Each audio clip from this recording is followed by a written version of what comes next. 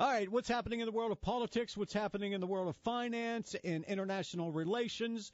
Boy, we see this stuff coming in the news every day. It's always in the headlines over the weekends. It was the Kentucky Derby and Cinco de Mayo, but overriding all that should have been Israel's attacks on Syria. What's going on there, and is it keeping us out of the fray for the time being to let Israel go in and take on the Syrians? The chemical weapons and everything we're hearing about, should we have foreseen this? Well, Gerald Celente is the publisher of TrendsJournal, and he's joining us now, and I've got an inkling that he saw this coming. Good morning, Gerald. Good morning, Mike. How are you? I'm doing well. Thanks for coming back on with us.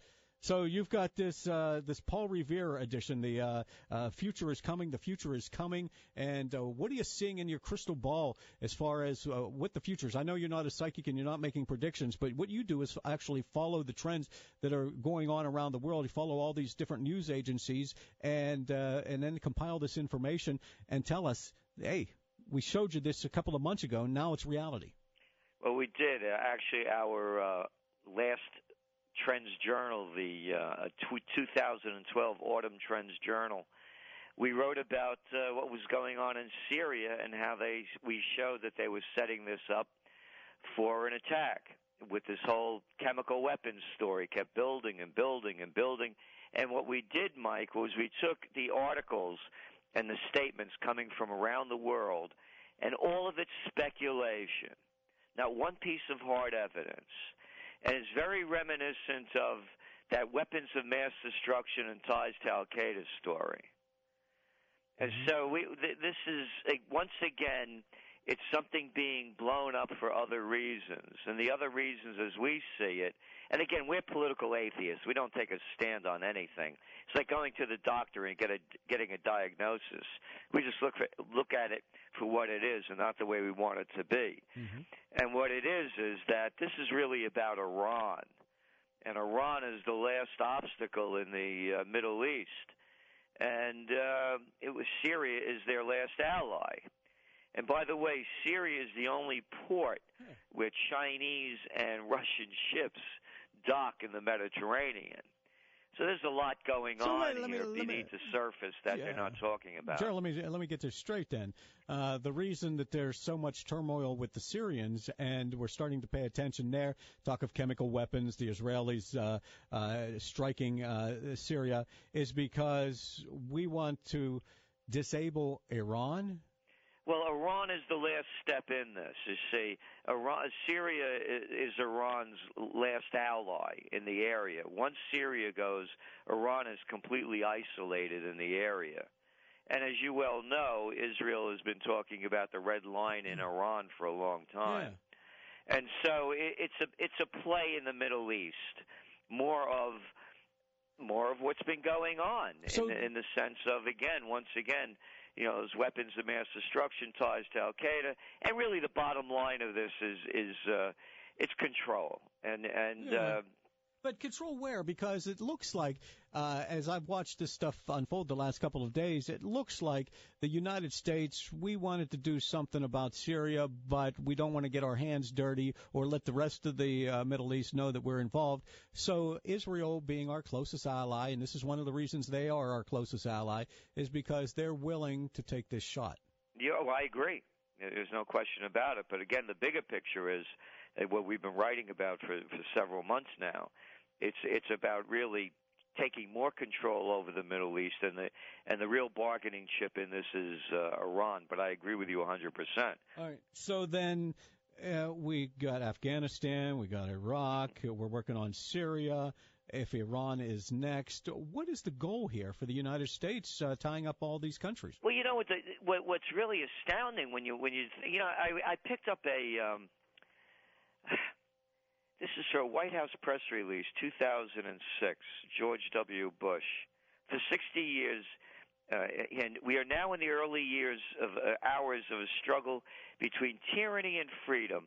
Amid the violence, some question whether the people of the Middle East want their freedom and whether the forces of moderation can prevail.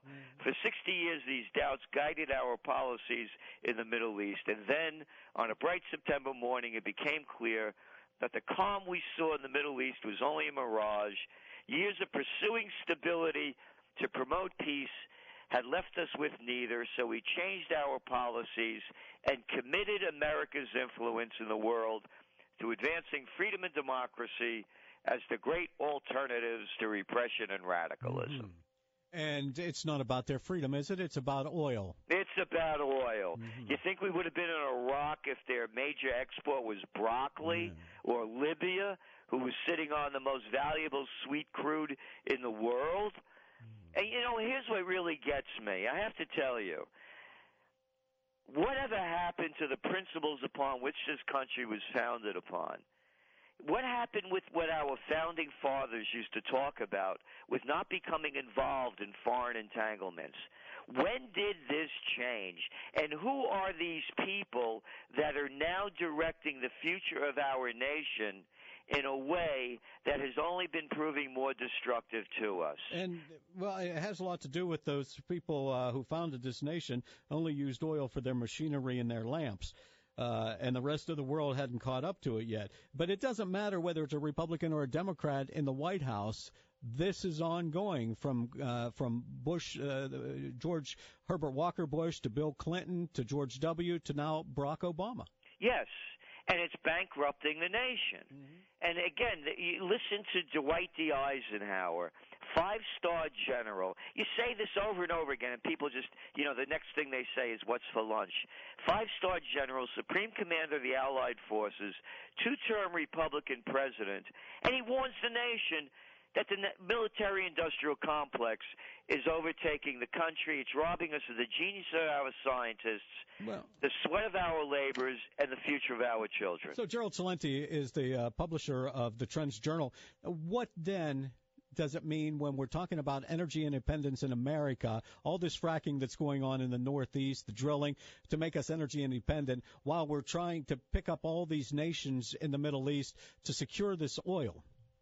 I don't know. And again, now President Obama is talking about exporting our natural gas. So again, I'll tell you what I think it is. I think we have sociopaths and psychopaths that are in charge.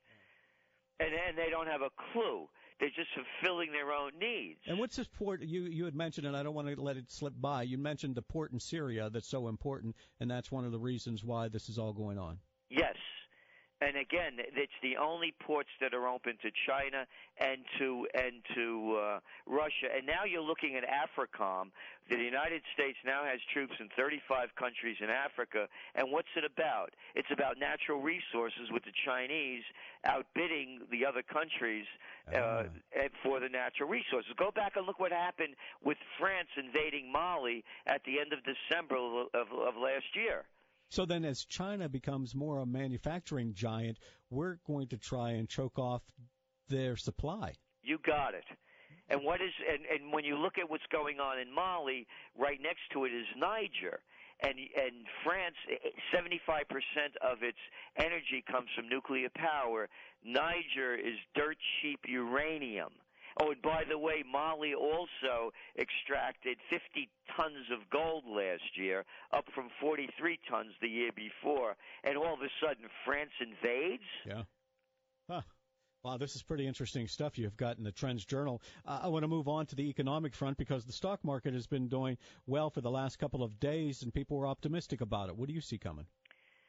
The stocks may continue to go up, but by all indicators, and again, these are only the facts, the country is in economic decline when you look at real wages, when you look at the jobs being created, and you look at our balance of trade, and you look at our deficit. They have just spent tens of trillions of dollars, the Federal Reserve, pumping up not only our economy but the world economy, and it's done very little. Whoever invented quantitative easing 1, 2, and 3? People are belly aching that, capitalism is run amok. This is not capitalism. The merger of state and corporate powers, by definition, is called fascism, and 4 words could prove it. Too big to fail. So when you look at what's going on in the United States, look what's going on in Europe. Same thing. They're buying up bonds in the United States. $85 billion worth of bonds and mortgage-backed securities the Federal Reserve is buying each month. They're rigging the bond market in front of our eyes.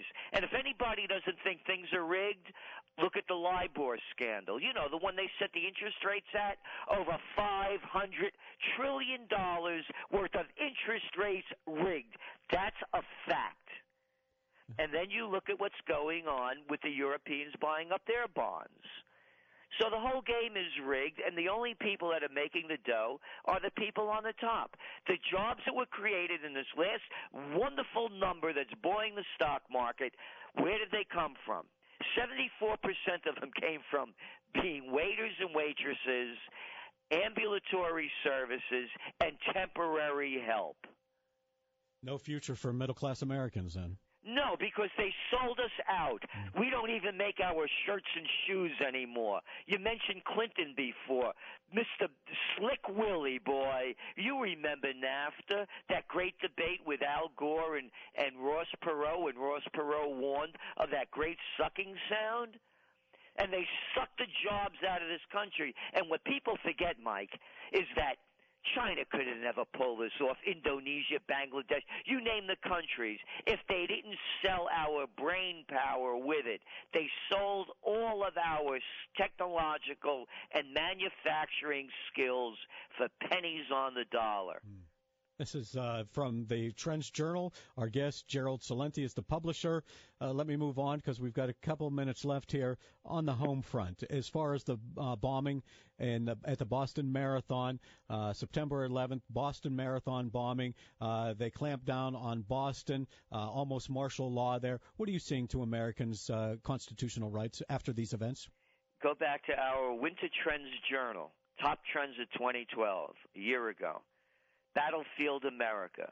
When Obama signed off on the National Defense Authorization Act on New Year's Eve 2011, when no one was looking, it was a further raping of our constitutional rights. We lost in that bill, we lost our Fifth, and Sixth Amendment rights, and you saw it in Boston, with police going door to door, military out on the streets, closed off 100 square miles around Boston, stopped the trains. They're hardly running anyway from New York to Boston. And they're having people come out with their hands up. This is America. They also repealed in that act the Posse Comitatus Act of 1878, which prevented the military from taking over police duties. The world economies are starting to unravel, and martial law was imposed in Boston. Shelter in place. Don't leave your homes.